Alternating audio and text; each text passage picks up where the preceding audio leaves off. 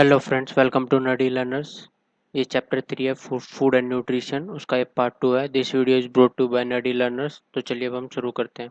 जैसे हमने पार्ट 1 में एक्चुअली पढ़ चुके थे कि फूड और न्यूट्रिशन क्या होता है, उसके कंपाउंड क्या होते हैं, फिर ह्यूमन बीइंग में जो फूड एंड न्यूट्रिशन होते हैं वे किस तरह से काम करते हैं। अब इस वीडियो में हम देखेंगे कि जो हम खाते हैं वो क्या कौन कौन से किस टाइप के फूड होते हैं, और फिर उनको प्रिजर्व कैसे करते हैं, और फिर अलग अलग हैबिचुअल में या अलग अलग जगह पे किस तरह के फूड पाए जाते हैं, जो एक इम्पोर्टेंट चीज़ है जिसके बारे में एग्जाम में भी पूछा गया है। ओके, तो चलिए शुरू करते हैं फिर हम। सो फूड वी ईट, तो हम फूड कौन सा खाना खाते हैं वो देख लेते हैं हम पहले। सो फूड एक तो होता है कुकड फूड, एक होता है रॉ फूड या फिर अनकुकड फूड, मतलब जो पका नहीं होता है। कुकड फूड होता है जो पका हुआ होता है। So we cook food to improve its taste and to make it soft. तो जो हम खाना पकाते हैं वो उसका टेस्ट इम्प्रूव करने के लिए और उसे सॉफ्ट बनाने के लिए वह पकाते हैं। और at it also kill germs present in raw food. और ये फिर जब हम कुक करते हैं, किसी भी चीज़ को गर्म करते हैं, तो वो ऑब्वियसली वो उसके जम्स जो होते हैं उनको किल तो कर ही देता है। और फिर ये भी दूसरा पॉइंट वही है कि कुक जो फूड को है सॉफ्ट बना देता है, जिससे क्या है कि हम उसको आसानी से ग्राइंड कर ले और फिर वो आसानी से ही डाइजेस्ट हो जाए। जितनी ज़्यादा हमारे पास क्या बोलते हैं सॉफ्ट नहीं रहेगा खाना, ज़्यादा टफ खाना खाएंगे या ठोस खाना खाएंगे, ज़्यादा हार्ड खाना खाएंगे, तो वो डाइजेस्ट करने में उतना ही ज़्यादा टाइम लेगा। और जो सॉफ्ट खाना होता है वो इजीली डाइजेस्ट हो जाता है। तो जैसे हम कुक फूड करते हैं उसके कुछ एग्जांपल्स है, जैसे पोटैटो हो गया, पका के ही खाते हैं हम। राइस भी पका के खाते हैं, एग भी हम पका के ही खाते हैं। तो ये कुछ फूड है जो हम पका के खाते हैं। अब बात करते हैं रॉ फूड्स की और या अनकुक्ड फूड की, जो हम बिना पकाए भी खा लेते हैं या ऐसे भी खा लेते हैं। वी जनरली ईट फ्रूट रोज, मतलब वही बताया कि जो फ्रूट होते हैं उनको तो हम जनरली रो ही खाते हैं, पकाने की तो ज़रूरत होती नहीं। कोई ऐसा फ्रूट ही नहीं होता जिसको हम पका सके और पका के खाते हो। There are some that we eat raw such as carrot, radish, cucumber, tomato etcetera. तो कुछ सब्जी भी होती है जिसको हम क्या बोलते हैं रॉ भी खा सकते हैं, जैसे कैरेट हो गई, कैरेट को हम रॉ भी खा सकते हैं, रेडिश को भी खा सकते हैं, कुकुम्बर को खाते हैं, सैलेड में खाते हैं हम, टोमेटो को भी ऐसे खाते हैं, ऑनियन हो गया उसको भी हम रॉ में खा सकते हैं, जब हम सैलेड्स में खाते हैं तो रॉ में ही खाते हैं। और या फिर उनको कुक भी कर सकते हैं, वो दोनों कैसे भी खा सकते हैं, कुक भी कर सकते हैं वैसे भी खा सकते हैं। If we cook them their nutrition value may be lost, but we should wash them thoroughly before eat the raw. Okay, जब हम किसी चीज़ को कुक करते हैं तो उनका ये भी है कि ज़रूरी नहीं कि वो जम्स ही किल करे, उनके न्यूट्रिशन भी किल हो जाते हैं कभी कभी जब हम ओवर कुक कर लेते हैं। तो ये ज़रूरी नहीं है कि कुक करने से हमें फ़ायदा ही मिलता है। रो को कुक करने से हमेशा फ़ायदा ही मिलेगा। उसके जर्म्स भी किल होते हैं और साथ में कभी-कभी न्यूट्रिएंट्स भी किल हो जाते हैं कुछ सब्जियों के, या कुछ कुछ न्यूट्रिएंट्स ज़रूरी किल होंगे। जब भी हम कुछ भी कुक करते हैं उसके न्यूट्रिएंट्स हमेशा किल होते हैं। कुछ कुछ वैल्यूज़ जो न्यूट्रिशन की होती है वो किल होती है।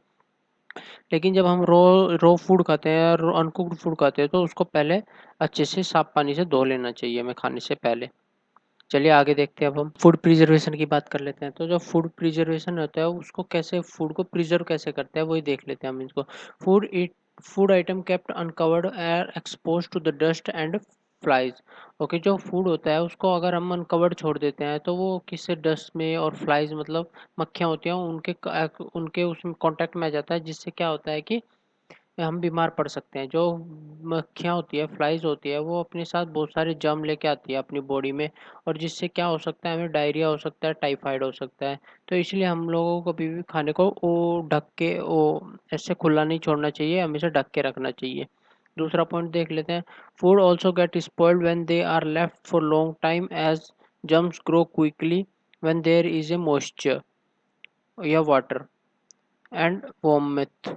तो इस ये बताया कि जो फूड होता है वो स्पॉइल, ये जरूरी नहीं है कि वो फ्लाइज हो या डस्ट उससे ही स्पॉइल हो जाए। अगर खाना बहुत दिनों तक का ऐसे ही छोड़ दिया जाए या ढक के भी छोड़ दिया जाए तो उसमें ना धीरे धीरे जम्स ना ग्रो करने लग जाते हैं, जिससे खाना स्पॉइल हो जाता है। और वो जम्स किसकी वजह से, जम्स उसमें किसकी वजह से आते हैं, मॉइस्चर की वजह से आते हैं।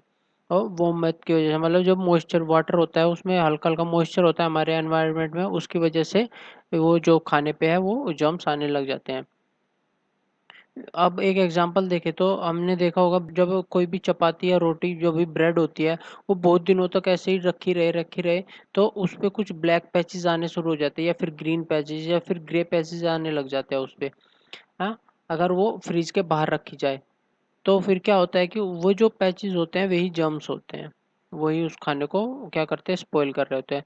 तो कुछ यहाँ पे मेथड है जो प्रिजर्वेशन के मेथड है जिससे फूड प्रिजर्व कर सकते हैं, जैसे सॉल्ट हो गया, सॉल्टिंग हो गया। इसमें क्या करते हैं, फूड में हम सॉल्ट डाल देते हैं जिससे वे प्रिजर्व रहते हैं। जब हम मछलियों में सॉल्ट रख के ही रखते, जब मछली को प्रिजर्व करते हैं तो उसमें सॉल्ट डाल देते हैं जिससे उससे कुछ भी जर्म्स पैदा ना हो और वे खराब ना हो। फिर दूसरा है बॉइलिंग का। सेकंड है बॉइलिंग। बॉइलिंग तो सभी को पता है, हम पानी भी उबाल के पीते हैं, दूध भी उबाल के पीते हैं, जिससे क्या होता है कि जब हम दूध उबालते हैं तो उससे क्या होता है कि उसके जर्म्स भी खत्म हो जाते हैं और उसको हम लंबे टाइम तक, ज़्यादा लंबे टाइम तक नहीं, कुछ घंटे प्रिजर्व रख सकते हैं, वो खराब नहीं होता उससे। थर्ड वन रेफ्रिजरेशन, जिसमें क्या होता है कि हम खाना रेफ्रिजरेटर में रख देते हैं जिससे उसके टेम्परेचर कम हो जाता है और उसमें क्या बोलते हैं कि जर्म्स पैदा नहीं हो पाते हैं। तो ये भी एक प्रिजर्वेशन का है। फिर डिहाइड्रेशन, डिहाइड्रेशन होता है सुखाना। तो जब हम कुछ भी सुखा देते हैं, धूप में रखते हैं बहुत दिनों तक का, डायरेक्ट कांटेक्ट, धूप के डायरेक्ट कांटेक्ट में रखते हैं बहुत दिनों तक का, तो वो डिहाइड्रेट हो जाता है, सूख जाता है। तो उसी को डिहाइड्रेशन बोलते हैं। उसमें से मॉइस्चर सारा उड़ जाता है, उसमें से वाटर सारा उड़ जाता है, जिससे क्या होता है कि वो जर्म्स नहीं आते उसमें और वे खराब नहीं होते। जैसे हम अचार बनाते हैं, पिकल बनाते हैं, उससे पहले क्या करते हैं कि हम उसको धूप में सुखाते हैं, तो इसीलिए करते हैं। फिर पांचवा है स्वीटनिंग। स्वीटनिंग का भी वही है कि इसमें हम जैसे सॉल्टिंग में सॉल्ट डालते हैं, स्वीटनिंग में हम स्वीट डालते हैं। बस वही है कि जब हम कुछ चीज़ों को जैसे मुरब्बा हो जाता है हमारा, उसमें स्वीट ही डालते हैं हम, तो वो प्रिजर्व रहता है उससे। बस इसमें भी यही है। अब आगे चलते हैं, तो अब देख लेते हैं थोड़ा habits and different region, food habits and different regions. मतलब अलग अलग हैबिट, जो डिफरेंट डिफरेंट रीजन्स की अलग अलग हैबिट होती है खाने खाने खाने की। तो वही देख लेते हैं। ये क्वेश्चन एक बार पूछा भी जा चुका है सीटेट में। ये क्वेश्चन नहीं, मतलब इसमें से ही ये क्वेश्चन पूछा जा चुका है। चूज द करेक्ट आंसर में आया था वो, आपने अगर प्रीवियस ईयर क्वेश्चन पेपर पढ़ा होगा तो देखते हैं अब। हांगकांग जो रीजन है उसमें किस तरह का खाना खाया जाता है। उसमें एक खाने का नाम होता है लिंग हूँ फन। ये मीट होता है, स्नेक का मीट होता है। इसको खाते हैं हांगकांग में। इसको ये जो सीटेट में है ये भी पूछ सकते हैं डायरेक्टली, या फिर ये भी पूछ सकते हैं, कोई सा भी एक दे सकते हैं, दोनों को याद रखना है। इसका नाम लिंग हूँ फन है और इसको मीट ऑफ स्नेक बोलते हैं। जो कश्मीर में है उसमें क्या होता है कि उसमें फिश को कुक किया जाता है मस्टर्ड ऑयल में। वहाँ पे फेमस है कि जो फिश है वो मस्टर्ड ऑयल में कुक की जाती है, याद रखना, कश्मीर में होता है वो। गोवा में क्या होता है, फिश कुक की जाती है कोकोनट ऑयल में। ये डिफरेंट वाली बात है कि ये मस्टर्ड ऑयल में कश्मीर में की जाती है, गोवा में कोकोनट ऑयल में की जाती है। ठीक है। और केरला में क्या होता है, टेपियोका एक टेप टेपियोका एंड करी made of coconut fish cooked in coconut oil. तो एक केरला में एक होता है टेपियोका, एक डिश होती है जो करी के साथ खाई जाती है, जो कोकोनट की बनी होती है। और उसके साथ साथ फिश भी कुक की जाती है जो कोकोनट ऑयल से फ्राई होती है। तो गोवा और केरला में क्या डिफरेंस है, उसमें टेपियोका भी जो डिश होती है वो कंप्लीट डिश होती है टेपियोका। उसमें सिर्फ फिश के बारे में बात की गई जो कोकोनट ऑयल से कुकड होती है। ठीक है। Coastal area of South India, जो कोस्टल एरिया है साउथ इंडिया के, वहाँ पे seafood cooked in coconut oil. तो जिसमें सभी सी फूड होते हैं, जितने भी सी फूड होते हैं वे सब कोकोनट ऑयल में पकाए जाते हैं। फिर अहमदाबाद या गुजरात में, वहाँ पे ढोकला खाया जाता है विद चटनी, चटनी के साथ में लेमन राइस होते हैं या मिठाई होती है। बस ये कुछ डिशेज है जो गुजरात में होती है, dhokla with chutney. Okay. Valsad, अब वलसाद के बारे में देख लेते हैं। तो इसमें होता है बटाटा वड़ा। बटाटा वड़ा होता है, पूरी शौखा होता है और दूध होता है। तो ये वसाड़ा का है। फिर आते हैं उडुपी। उडुपी में इडली वड़ा होता है। फिर बिहार में जो फेमस है वो लिट्टी चोखा होता है। मिजोरम में जो फेमस है वो राइस है। असम में है राइस है, टी एंड पिथा है, भात चोखा है, लूची एंड कोला कोला दाल। ठीक है। तो ये असम में फेमस है। बस इनको एक बार पढ़ना है और नाम याद रखने हैं आपको। ठीक है, अब आप कॉन्सेप्ट चेक कर लेते हैं हम। जो प्रीवियस ईयर में कुछ क्वेश्चन पूछे गए हैं उनके बारे में देख लेते हैं क्या क्या क्वेश्चन पूछे गए हैं। So weight lifter are generally required to make more muscles and body mass. For this purpose they need to take a diet which is rich in. तो जो वेट लिफ्टर होते हैं वे क्या करते हैं कि इसमें पूछा होगा जो वेट लिफ्टर होते हैं उनको ज़्यादा मसल्स मास चाहिए होता है। तो फॉर दिस पर्पस, इस पर्पस के लिए उनको कौन सी डाइट लेनी चाहिए, जो किस किस उसकी डाइट लेनी चाहिए न्यूट्रिशन की। नंबर A 1 प्रोटीन की, कार्बोहाइड्रेट की, फैट की या विटामिन की। तो इसका आंसर है सही प्रोटीन। हमने पहले पढ़ चुके हैं कि जो मास गेनर होते हैं उनको प्रोटीन की ज़्यादा आवश्यकता होती है, क्योंकि प्रोटीन जो है वो बॉडी बिल्डिंग होता है, मतलब बॉडी को बनाने वाला होता है।